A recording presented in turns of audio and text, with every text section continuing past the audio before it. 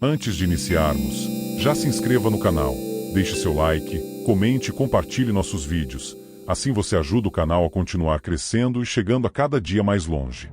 Quer ter acesso a conteúdos exclusivos? Torne-se membro e ajude nosso canal a chegar a mais pessoas. Tenha um bom susto. Eu sou caminhoneiro há 28 anos. Já rodei o Brasil inteiro, de Chuí até Boa Vista, e sempre digo que estrada ensina mais que qualquer escola. Mas tem uma viagem que eu nunca conto em posto de gasolina, porque ninguém acredita. Até hoje, quando lembro, sinto o cheiro de asfalto molhado e aquele frio subindo pela nuca. Era uma noite de julho, 2019, na BR-116, sentido sul, entre Curitiba e São Paulo. Tinha chovido o dia todo, uma chuva fina e insistente que deixa o asfalto brilhando como espelho. Meu caminhão estava carregado de peças automotivas, rádio ligado baixo, só o barulho dos pneus cortando a água. Era umas 3 da manhã, horário que a estrada fica vazia e a gente começa a conversar sozinho para não dormir. Foi aí que eu vi ela.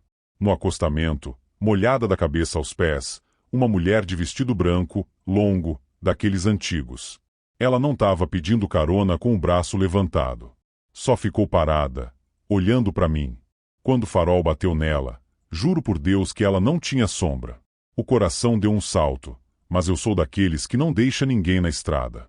Reduzi a marcha, parei uns 50 metros à frente. Ela caminhou devagar até a porta do carona. Quando abriu, não fez barulho nenhum. Nem o trinco, nem o vento.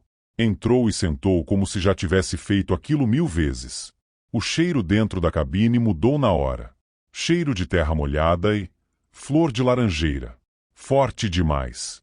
Obrigada, moço, ela disse, voz baixa, quase um sussurro. Tá frio lá fora. Eu perguntei para onde ela ia. Ela respondeu só, pra casa. E ficou olhando para frente, as mãos no colo, água pingando do vestido pro banco. Mas a água não molhava o banco. Sumia antes de tocar. Tentei puxar conversa. Perguntei se tinha acontecido alguma coisa, se o carro dela tinha quebrado. Ela sorriu de lado, um sorriso triste. Meu noivo estava dirigindo.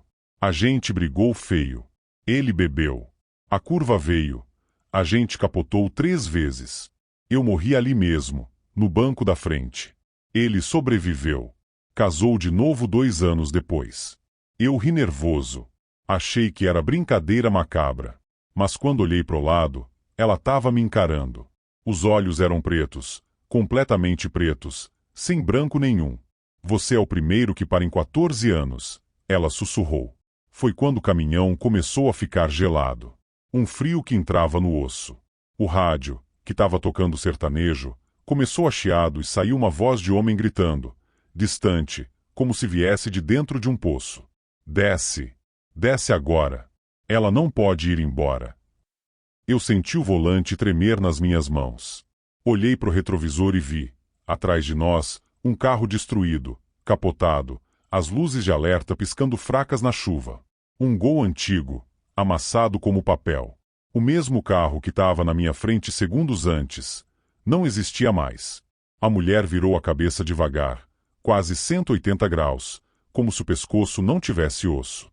Ele não quer que eu chegue em casa. Diz que eu tenho que ficar na estrada com ele. Mas eu tô cansada. Tão cansada. Eu fiz o que qualquer caminhoneiro faria. Pisei fundo. O motor roncou, mas o caminhão não ganhava velocidade. Era como se algo segurasse a carreta por trás. Olhei de novo pro retrovisor. O carro destruído estava mais perto, quase colado na traseira. Foi quando ela colocou a mão no meu braço.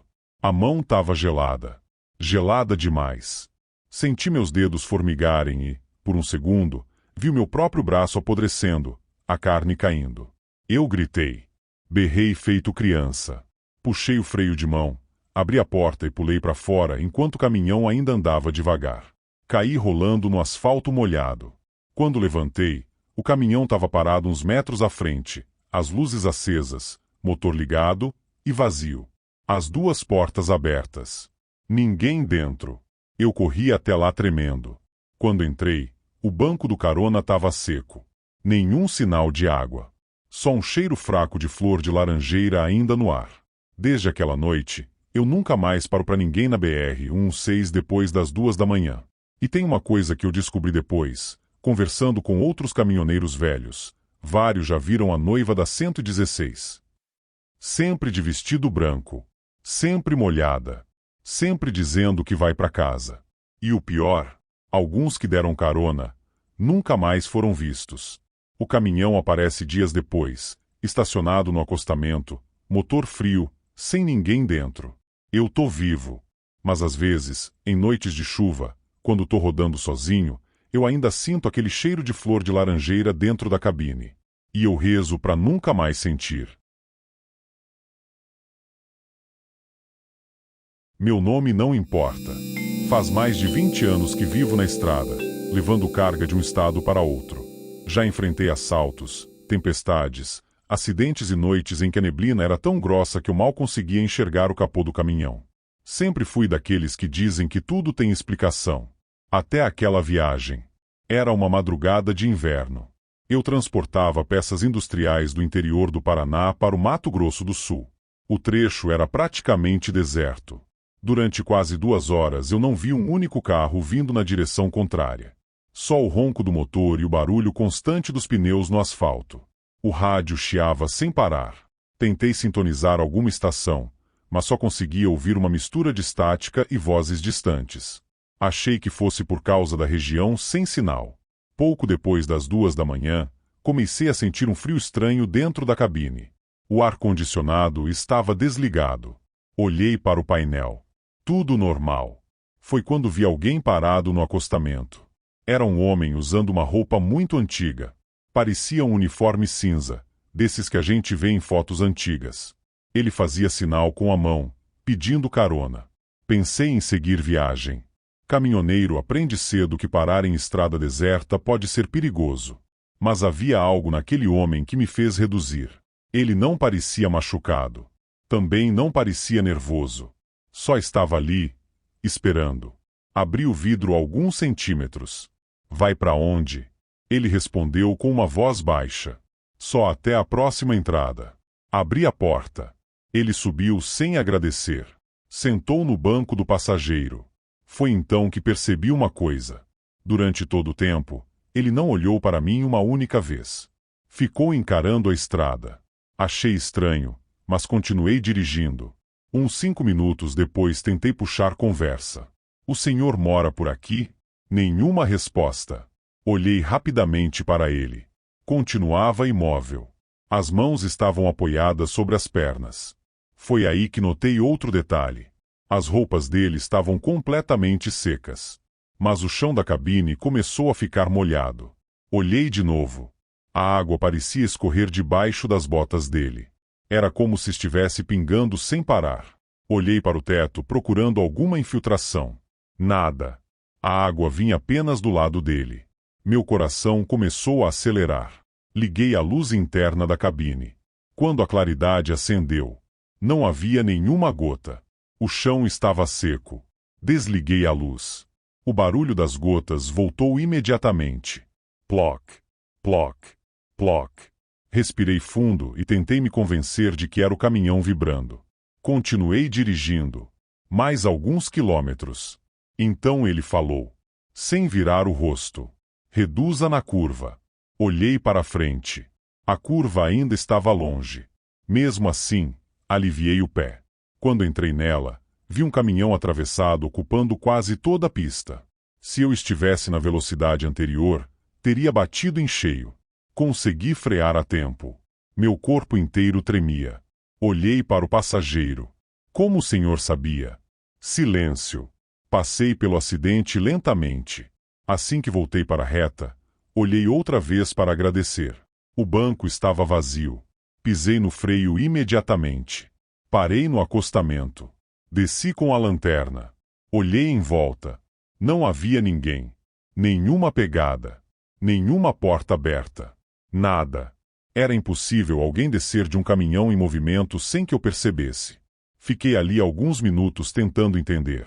Quando entrei novamente na cabine, encontrei uma coisa sobre o banco. Era uma pequena placa metálica de identificação. Daquelas usadas por funcionários antigos de transportadoras. Nela havia apenas um nome: Antônio. E um número. Guardei a placa no porta-luvas. Dias depois, contei a história em um posto de combustível onde caminhoneiros costumavam parar. Assim que mostrei a placa, um senhor mais velho ficou completamente pálido. Perguntou onde eu a tinha encontrado. Contei tudo. Ele ficou em silêncio por alguns segundos. Depois disse algo que nunca esqueci. Na década de 1980, um motorista chamado Antônio morreu exatamente naquele trecho. Segundo ele, um caminhão perdeu o controle na curva durante uma madrugada de chuva. Antônio tentou avisar pelo rádio, mas ninguém respondeu. Na tentativa de sinalizar os outros motoristas, acabou sendo atropelado. Desde então, muitos caminhoneiros afirmavam que um homem pedia carona naquele ponto. Sempre dizendo a mesma frase: só até a próxima entrada. A maioria nunca parava. Os poucos que paravam relatavam exatamente a mesma coisa.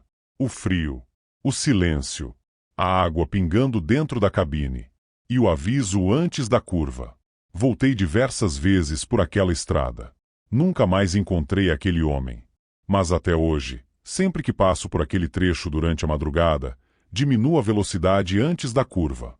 Não por medo, mas por respeito. Porque, depois daquela noite, deixei de acreditar que estamos realmente sozinhos nas estradas. Eu vinha descendo de Belo Horizonte com destino a São Paulo, transportando uma carga pesada de bobinas de aço cobertas por lona preta. Passava das 2h30 da manhã. A neblina estava tão espessa que parecia uma parede cinzenta engolindo o asfalto. Eu rodava devagar, mantendo a distância dos raros caminhões que passavam. De repente, na altura do quilômetro 74, a minha Scania começou a perder força. O motor, que vinha trabalhando redondo, começou a roncar pesado, como se eu estivesse subindo uma serra íngreme, embora a pista ali fosse um plano perfeito. Olhei os giros, o painel, a pressão do óleo, tudo normal. Mas o caminhão simplesmente não passava dos 40 km por hora. Era como se estivéssemos arrastando um peso morto de toneladas extras. Ajustei os espelhos retrovisores para checar a carga. Sob a luz fraca das lanternas laterais vermelhas, vi algo que me fez soltar o acelerador. O movimento. A lona preta que cobria as bobinas de aço estava esticada e subindo, como se algo estivesse se rastejando por baixo dela, empurrando o encerado grosso de dentro para fora. O vulto. Logo em seguida, o movimento parou no topo da última bobina. Vi a silhueta nítida de um corpo humano se erguer sob o tecido, arqueado, como um animal pronto para dar um bote. Tentei me convencer de que era algum andarilho que tinha subido na carga em alguma parada de posto. Peguei o microfone do rádio Peixes para alertar os companheiros do trecho. QRA Valdir na escuta. Algum colega subindo a Fernão no quilômetro 74. Tem um intruso na minha traseira. O bruto tá pesado. O rádio só respondeu com uma estática ensurdecedora, um chiado agudo que parecia arranhar os meus tímpanos. No meio do ruído, porém, ouvi um sussurro metálico, quase incompreensível: deixa entrar. Desliguei o rádio na hora. O suor frio começou a escorrer pela minha nuca. Segundos depois, o teto da cabine estalou com um estrondo violento. Bum! A cabine inteira balançou. O impacto foi tão forte que meu terço de madeira, pendurado no retrovisor interno, começou a girar freneticamente. O bicho, ou o que quer que fosse aquilo, tinha pulado da carga direto para o teto da boleia. Fiquei paralisado, com as duas mãos coladas ao volante, sem coragem de olhar para cima. O isolamento acústico da cabine parecia ter sumido. Eu conseguia ouvir garras ou unhas compridas raspando o teto de metal, descendo lentamente pela parte traseira da cabine. Atrás do meu banco de motorista, há um pequeno vidro vigia que dá para a plataforma traseira do caminhão. Embora ele estivesse parcialmente coberto pelo defletor de ar, o som veio dali. Nhec, nhec, nhec. Eram dedos raspando o vidro, bem atrás da minha cabeça. Prendi a respiração. Pelo retrovisor esquerdo, vi uma sombra esguia descer pela lateral da cabine e se apoiar no estribo da porta do passageiro. Evitei olhar, mas o reflexo no vidro da janela direita era inevitável. Uma cabeça ergueu-se lentamente do lado de fora da porta do passageiro, a mais de 2 metros de altura do chão, com o caminhão ainda em movimento. O rosto estava colado ao vidro temperado. Era a imagem de um homem, mas totalmente distorcida. A pele era de um tom cinza azulado, úmida, como se tivesse passado dias debaixo d'água. Ele não tinha cabelos e seus olhos eram duas órbitas completamente escuras, sem brilho nenhum. O que mais me aterrorizou foi a boca. Ela estava aberta em um sorriso esticado além dos limites naturais, revelando dentes escuros e pontiagudos. A coisa levantou a mão cinzenta e começou a bater levemente no vidro com o nó dos dedos. Toque, toque, toque. Ela não queria quebrar o vidro. Ela queria que eu abrisse. Ela imitava com os lábios o movimento de alguém que pedia carona, sem emitir som nenhum, apenas me encarando com aquele olhar vazio. Eu enfiei o pé no acelerador, mas o motor continuava sufocado, chorando a 40 km/h. Comecei a gritar todas as orações que lembrava da minha infância. Minhas mãos tremiam tanto que eu quase não conseguia manter o caminhão na faixa. De repente, um caminhão bitrem passou voando na direção oposta. O motorista começou a piscar os faróis altos repetidamente e acionou a buzina a ar em um tom de desespero. No rádio Peixes, que estava desligado, a estática disparou sozinha e a voz do outro motorista saiu rasgando o alto-falante. Companheiro! Companheiro da Scania! Tem uma coisa agarrada na tua porta. Não olha para ela. Pelo amor de Deus, só acelera. Aquela voz no rádio pareceu quebrar o feitiço. Avistei, a cerca de 1 quilômetro de distância, os refletores brancos e fortes de um posto de combustível 24 horas. No momento em que os faróis da Scania cruzaram o limite de luz do pátio do posto, o peso misterioso desapareceu instantaneamente.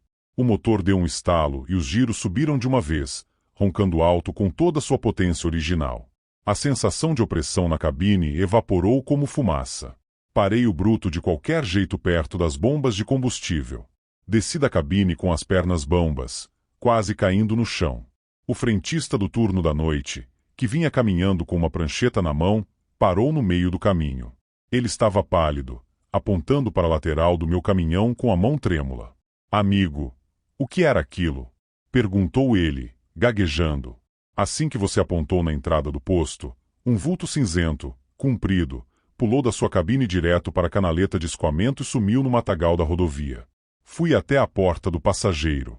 No vidro da janela, havia uma marca de mão gordurosa, cinzenta e fria, acompanhada por 3 riscos profundos na pintura da porta, que pareciam ter sido feitos por pregos de ferro.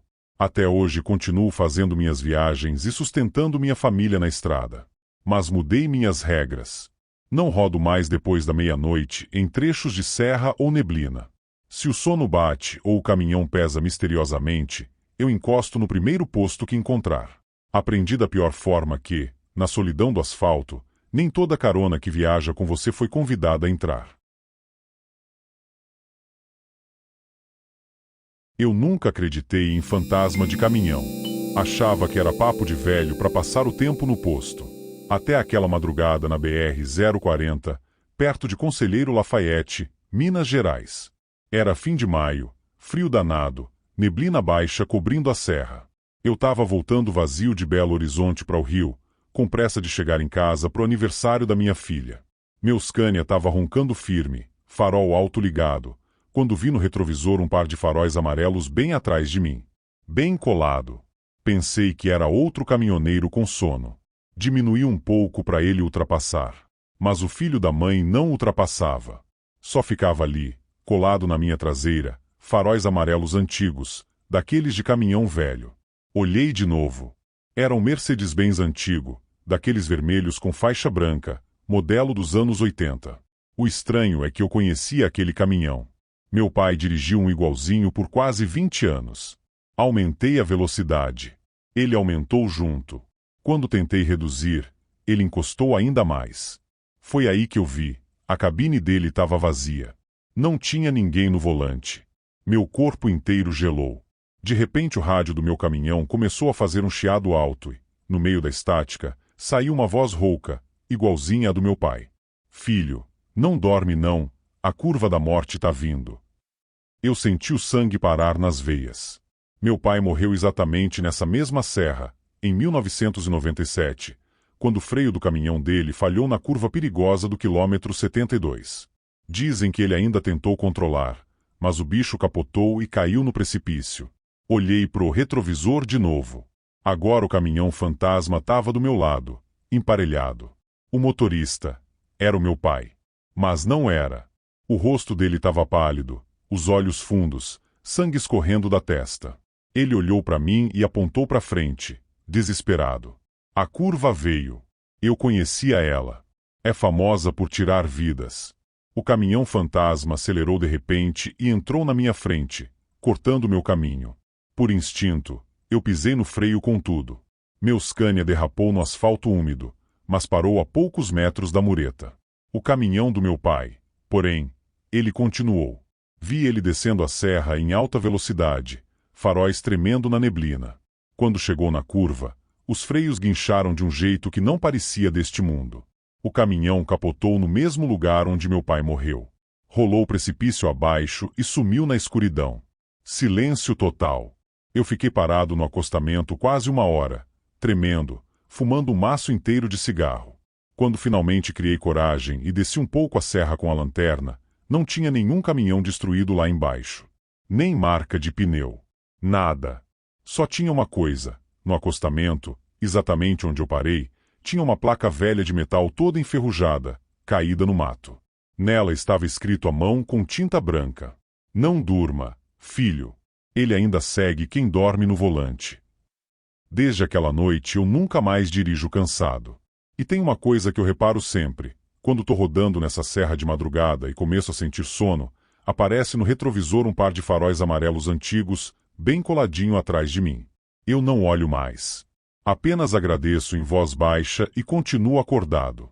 Porque eu sei que é o meu velho, ainda cuidando de mim. Trabalho como caminhoneiro desde os 20 e poucos anos. Passei metade da minha vida cruzando estradas pelo Brasil. Sempre gostei de dirigir de madrugada. A pista fica vazia, o motor faz companhia e a viagem rende muito mais. Nunca tive medo das histórias que eu via nos postos de combustível.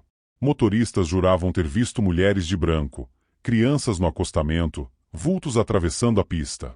Eu sempre ria. Até a última viagem da minha vida. Naquela noite eu transportava uma carga de alimentos congelados para Goiânia. O caminhão estava revisado, os pneus eram novos e o tempo ajudava. Céu limpo, lua cheia e praticamente nenhum movimento na rodovia. Lembro de olhar o relógio.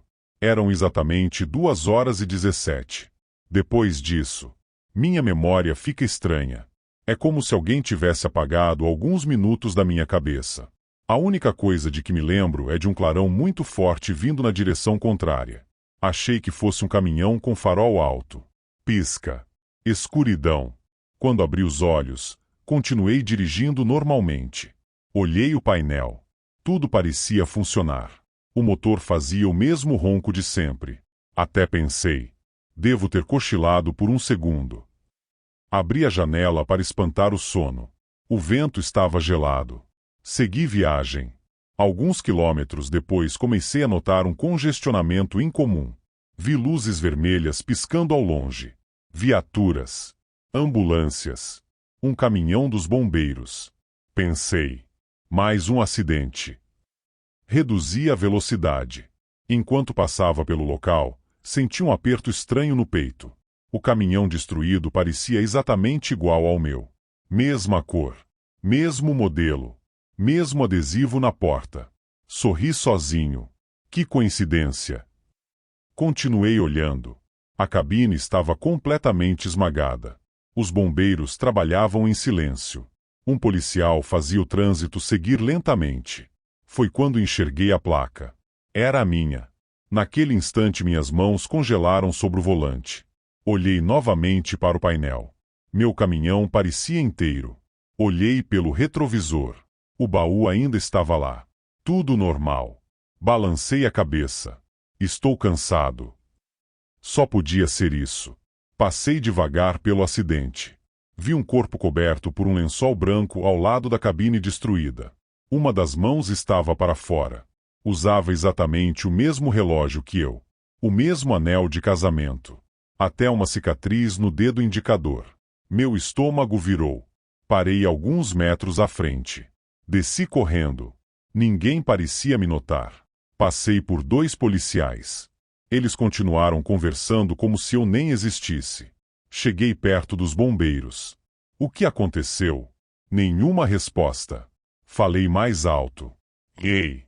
O que aconteceu aqui? Nada. Era como se minha voz não existisse. Então um homem mais velho apareceu ao meu lado. Vestia roupas simples. Parecia outro caminhoneiro. Ele me encarava com tristeza. Não adianta gritar. Olhei para ele. Eles não estão me ouvindo. Ele apenas balançou a cabeça. Não conseguem. Meu coração disparou. O que está acontecendo? Ele apontou para o corpo coberto pelo lençol. Vai lá. Minhas pernas tremiam. Levantei lentamente a ponta do tecido. O rosto era o meu. Sem nenhum erro. Sem nenhuma dúvida. Fiquei olhando por vários segundos. Esperando acordar. Esperando descobrir que era um pesadelo. Mas nada aconteceu. Comecei a andar para trás. Não. Isso não é possível. O homem colocou a mão no meu ombro. Era fria. Muito fria. Você morreu na hora. Segundo ele, o motorista de carro dormiu ao volante, atravessou a pista e bateu de frente comigo. Não houve tempo para frear. O clarão era o farol daquele carro. Foi a última coisa que meus olhos enxergaram. Olhei novamente para o meu caminhão destruído. Agora comecei a perceber detalhes que antes não existiam. A fumaça.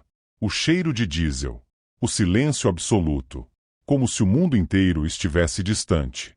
As pessoas continuavam trabalhando. Mas nenhuma delas olhava para mim. Nenhuma. Perguntei ao homem quem ele era. Ele sorriu de forma cansada. Passei pela mesma coisa, muitos anos atrás. Fiquei em silêncio. E agora? Ele olhou para o horizonte. Ao longe havia uma estrada completamente vazia, iluminada apenas por uma luz branca que parecia surgir do próprio céu. Agora, é hora de seguir viagem. Olhei uma última vez para o acidente. Vi minha esposa chegando ao local em um carro da família. Ela correu desesperada em direção aos policiais. Meu filho vinha logo atrás.